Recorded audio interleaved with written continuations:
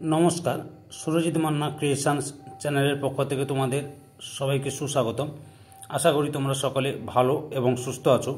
আমি তোমাদের জন্য এই ভিডিওটিতে তুলে ধরছি 2025 সালের ক্লাস 6-এর রায় ও মার্টিন প্রশ্নবিচিত্রা থেকে থার্ড ইউনিট টেস্ট তথা ফাইনাল পরীক্ষার জন্য ভূগোলের একশের প্রশ্নপত্রের সম্পূর্ণ সমাধান করছি। তার আগে তোমাদের কাছে অনুরোধ, তোমরা ভিডিওটি না টেন পুরোটা দেখো। ভিডিওটি কেমন লাগলো কমেন্ট করে জানিও, ভিডিওটিতে লাইক দাও এবং শেয়ার করো, এবং চ্যানেলে নতুন হলে চ্যানেলটিকে সাবস্ক্রাইব করে চ্যানেলের সঙ্গে যুক্ত হয়ে যাও, কারণ তোমরা আমার এই চ্যানেলের মাধ্যমে ক্লাস 6-এর রায় ও মার্টিন প্রশ্নবিচিত্রা থেকে 2025 সালের থার্ড ইউনিট টেস্ট তথা ফাইনাল পরীক্ষার জন্য যে সমস্ত বিষয়ের সমাধান পাবে সেগুলো হলো ভূগোল, ইতিহাস, বাংলা, পরিবেশ ও বিজ্ঞান। তবে আমি এখন এই ভিডিওটিতে তোমাদের ভূগোল থেকে একশের প্রশ্নপত্রের সম্পূর্ণ সমাধান করছি। তোমরা পুরো ভিডিওটি লক্ষ্য করো। 311 নম্বর পেজের 2 নম্বর মডেল স্কুল বানতারা মধুসূদন পাল চৌধুরী উচ্চ বিদ্যালয়, এই স্কুলের প্রশ্নপত্রের সেটি আলোচনা করছি। তার আগে তোমাদের কাছে অনুরোধ, তোমরা ভিডিওটি না টেনে পুরোটা দেখো, ভিডিওটি কেমন লাগলো কমেন্ট করে জানিও। আচ্ছা, একের দাগে লক্ষ্য করো, ভারতের রেখা মানচিত্রে নিম্নলিখিত বিষয়গুলো উপযুক্ত চিহ্ন সহ বসাও। কর্কটক্রান্তি রেখা, সুন্দরবন, মরুমৃত্তিকা অঞ্চল, কাবেরী নদী, পশ্চিমঘাট পর্বত, কাঞ্চনজঙ্ঘা, খাম্বাদ উপসাগর। প্রথমে লেখাও 1 নম্বরে কর্কটক্রান্তি রেখা। লক্ষ্য করো, ভারতের কর্কটক্রান্তি রেখা এই যে ভারতের কর্কটক্রান্তি রেখা, এটা বুঝতে পারছো, এটা হচ্ছে 1 নম্বরে। 2 নম্বরে হচ্ছে সুন্দরবন। সুন্দরবনটি এখানে হবে, সুন্দরবন এই যে পশ্চিমবঙ্গে সুন্দরবন এই 2 নম্বরে সুন্দরবন।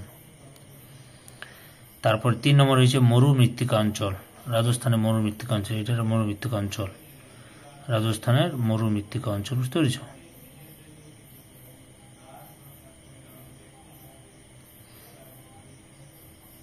তিন নম্বরে মরুমৃত্তিকা অঞ্চল। 4 নম্বরে রয়েছে কাবেরী নদী। লক্ষ্য করো, কাবেরী নদী, এই যে ভারতের কাবেরী নদী। 4 নম্বরে কাবেরী নদী, এটা কাবেরী নদী, এখান থেকে শুরু করে কাবেরী নদী এখানে বঙ্গোপসাগরে গিয়ে পড়েছে। 5 নম্বরে পশ্চিমঘাট পর্বত। লক্ষ্য করো, পশ্চিমঘাট পর্বতটা দেখাচ্ছি।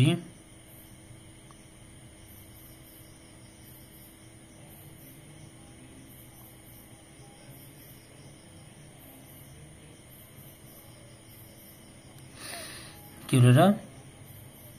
পশ্চিমঘাট পর্বত। পুরোটা কালো করে দিবে তোমরা, আমি এমনি বেশি কিছু করছি না, তোমরা পুরোটা কালো করে দিবে, বুঝতে পেরেছ। এটা 5 নম্বরে পশ্চিমঘাট পার্বত্য অঞ্চল। কাঞ্চনজঙ্ঘা। লক্ষ্য করো, সিকিম এবং নেপালের বর্ডারে কাঞ্চনজঙ্ঘা, এটা হচ্ছে 6 নম্বরে কাঞ্চনজঙ্ঘা, এই যে এটা কাঞ্চনজঙ্ঘা। তারপরে 7-এ রয়েছে খাম্বাদ উপসাগর। লক্ষ্য করো, গুজরাটের বঙ্গোপসাগরের আরব সাগরের উপরে উত্তর অংশটা হচ্ছে খাম্বাদ উপসাগর। 7 নম্বরে হচ্ছে খাম্বাদ উপসাগর। 2 নম্বরের সঠিক উত্তরটি নির্বাচন করে লেখো। প্রথমে রয়েছে, যে পূর্ণ বৃত্তাকার রেখা পৃথিবীকে সমান দুভাগে ভাগ করে তা হলো অপশান এ তে মহাবৃত্ত। 2 নম্বরে পৃথিবী আবর্তন করছে অপশান বি তে পশ্চিম থেকে পূর্বে। 3 নম্বরে সূর্যাস্তের ঠিক পরের সময়কে বলা হয়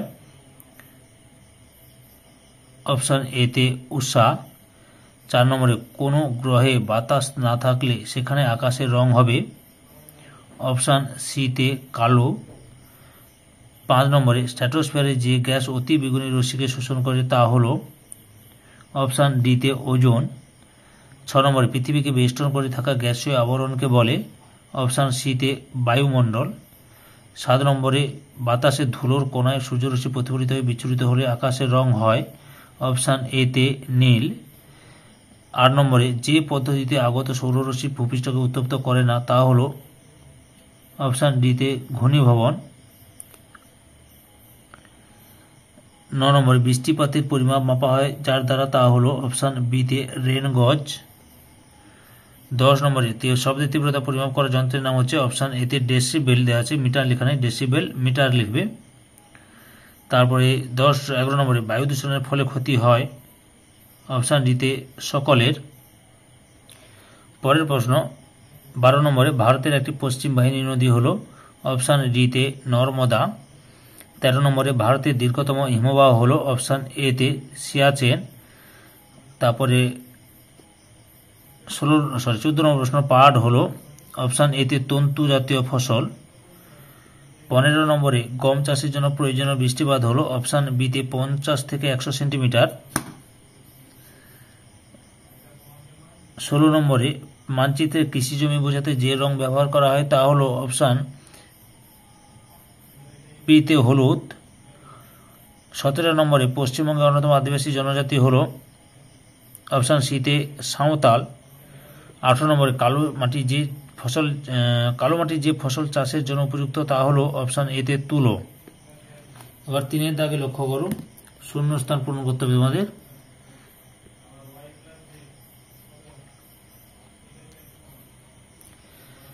শূন্যস্থান পূরণ করো। প্রথমে রয়েছে অ্যালবেডোর পরিমাণ -% 35%। 2 নম্বরে প্রতি বছর এপ্রিল ধরিত্রী দিবস পালন করা হয় 22 এপ্রিল। 3 নম্বরে ভারতের কৃষিকাজ বৃষ্টিপাতের উপর নির্ভরশীল, মৌসুমী বৃষ্টিপাতের উপর নির্ভরশীল। এই যে চিহ্নটা দেখতে পেয়েছ, এই প্রথাগত প্রতীক চিহ্ন দ্বারা ভৌগোলিক মানচিত্রে বোঝানো হয়, মন্দির বোঝানো হয়। 4 দাগে বাম দিকের সঙ্গে ডান দিক মিলিয়ে লেখো। এত হচ্ছে গ্রামের মানচিত্র, বড় স্কেল মানচিত্র, কফি, কর্ণাটক, ঝুম চাষ, ভারতের উত্তর পূর্বাঞ্চল, বাংলা ভাষা, পশ্চিমবঙ্গ। 5 দাগের নিচের প্রশ্নগুলি এক কথায় উত্তর দাও। প্রথমে হচ্ছে ম্যাপ শব্দটির উৎপত্তি কোন ল্যাটিন শব্দ থেকে এসেছে? ম্যাপা শব্দ থেকে এসেছে। অর্থ কি? অর্থ হলো কাপড়।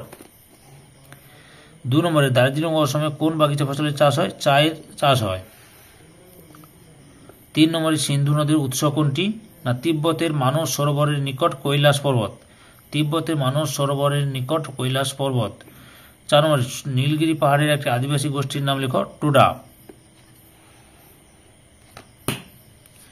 6 দাগে অনধিক 30 শব্দের মধ্যে নিচের প্রশ্নগুলি উত্তর দাও। 1 নম্বরে কাকে নীল গ্রহ বলা হয় এবং কেন? 2 নম্বরের এবং 3 নম্বরের এবং 5 নম্বরের প্রশ্নের উত্তরগুলো আমি রায়ান মার্টিন সহায়িকা বই থেকে দেখাচ্ছি। এছাড়াও 5 নম্বরের প্রশ্নের উত্তরের সাজেশন ভিত্তিক প্রশ্নগুলি উত্তর করে দেওয়া আছে, তার লিঙ্ক এই ভিডিও ডেসক্রিপশনে দিয়ে দেবো। ওই লিঙ্কে ক্লিক করে সাজেশন ভিত্তিক 5 নম্বরের প্রশ্নের উত্তরগুলো দেখে নেবে। আচ্ছা, পৃথিবীকে কেন নীল গ্রহ বলা হয়? যে এখান থেকে শুরু করে এত পর্যন্ত লিখবে। পরে রয়েছে তাপমণ্ডলের বিভাগগুলি লেখো। তাপমণ্ডলকে মোট 3টি ভাগে ভাগ করা যায়: উষ্ণমণ্ডল, নাতিশীতোষ্ণ মণ্ডল এবং 3 নম্বরে হচ্ছে হিমমণ্ডল। পরের প্রশ্ন 3 নম্বরে সমতল ভূমিতে প্রচুর মানুষ বসবাস করে, ব্যাখ্যা করো। এই যে এখান থেকে শুরু করবে।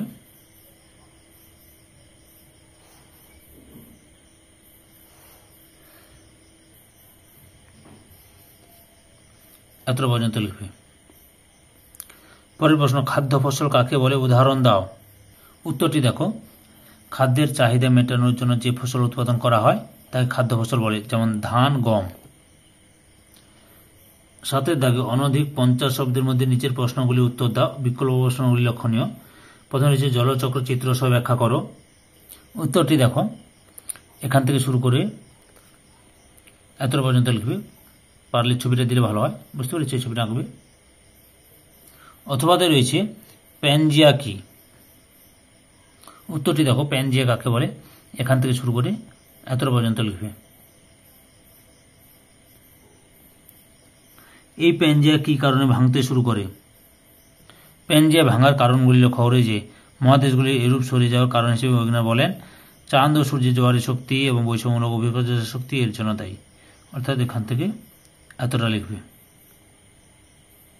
2 নম্বরে রয়েছে আবহাওয়া ও জলবায়ুর পার্থক্য লেখো। উত্তরটি দেখো, আবহাওয়া ও জলবায়ুর পার্থক্য। মোট 5টি পার্থক্য তুলে ধরলাম তোমাদের সামনে। পরের প্রশ্ন 3 নম্বরে গঙ্গা নদীর গতিপথ, উৎস, দৈর্ঘ্য, উপনদী, শাখা নদী ও মোহনা লেখো। গঙ্গা নদীর উৎস গঙ্গোত্রী হিমবাহের গোমুখ গুহার তুষার গুহা থেকে। গঙ্গা নদীর দৈর্ঘ্য 2525 কিলোমিটার।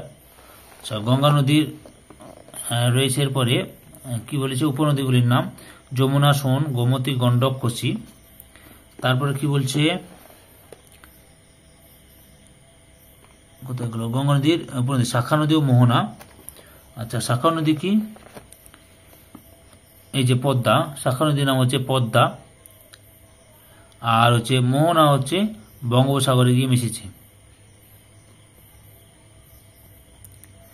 4 নম্বরে ভারতের 3টি জাতীয় দিবসের নাম ও তারিখ সহ লেখো। লক্ষ্য করে আমি এখানে লিখে দিয়েছি তোমাদের। 15ই আগস্ট স্বাধীনতা দিবস পালন করা হয়। 15ই জানুয়ারি, সরি একটু ভুল হয়ে গেছে, সাধারণতন্ত্র দিবস 26শে জানুয়ারি পালন করা হয়। শিক্ষক দিবস 5ই সেপ্টেম্বর পালন করা হয়। বুঝতে পেরেছ?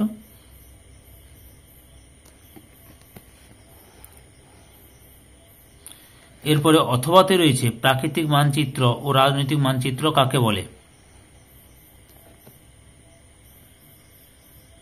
উত্তরটি লক্ষ্য করো, প্রাকৃতিক মানচিত্র কাকে বলে, এখান থেকে শুরু করে এতটা পর্যন্ত লিখবে। এরপরে লক্ষ্য করো রাজনৈতিক মানচিত্র কাকে বলে, এখান থেকে এতটা পর্যন্ত লিখবে। 8 দাগে লক্ষ্য করো, অনধিক 80 শব্দের মধ্যে নিচের প্রশ্নগুলি উত্তর দাও। বিকল্প প্রশ্নগুলি লক্ষণীয়। প্রথমে রয়েছে বায়ুমণ্ডলের স্তর বিন্যাস করো এবং প্রত্যেক স্তরে 2টি করে বৈশিষ্ট্য লেখো। লক্ষ্য করো উত্তরটি এখান থেকে শুরু করবে, পরপর দেখে নাও।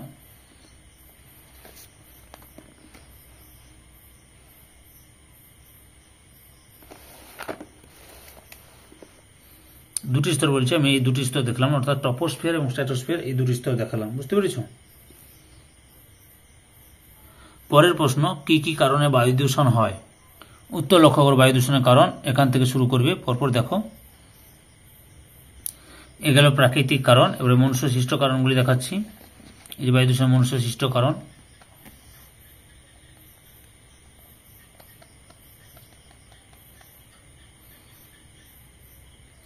পরের প্রশ্ন, বায়ু দূষণ কমাতে আমরা কি কি করতে পারি?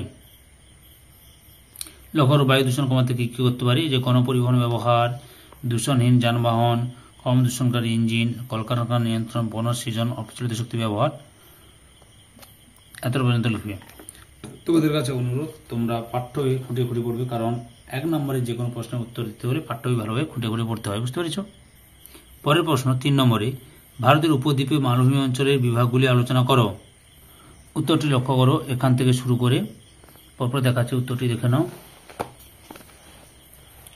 উপদ্বীপ মালভূমি, যে আকৃতি, সীমা, উচ্চতা, বিভাগ, মধ্যভাগের উচ্চভূমি, পরপর দেখে নাও।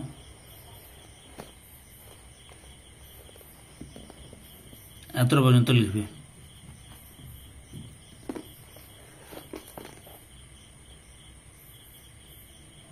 এতটা পর্যন্ত লিখবে। বুঝতে পেরেছ? অথবা ভারতের ধান চাষের ভৌগোলিক পরিবেশ, উষ্ণতা, বৃষ্টিপাত, মাটি, আর্দ্রতা ও জমি ইত্যাদি লেখো। উত্তরটি দেখো, এখান থেকে শুরু করবে, পরপর দেখে নাও। এই যে আর্দ্রতা, ভূমির প্রকৃতি, মৃত্তিকা, ভূমির প্রকৃতি, জমি, এটা লিখবে। আর্দ্রতা লিখবে। সম্পূর্ণ ভিডিওটি দেখে আমার চ্যানেলের পাশে থাকার জন্য তোমাদের সবাইকে অসংখ্য অসংখ্য ধন্যবাদ। আজকে এই পর্যন্ত। পরবর্তী ভিডিওতে আবার দেখাবে। Tata, bye bye.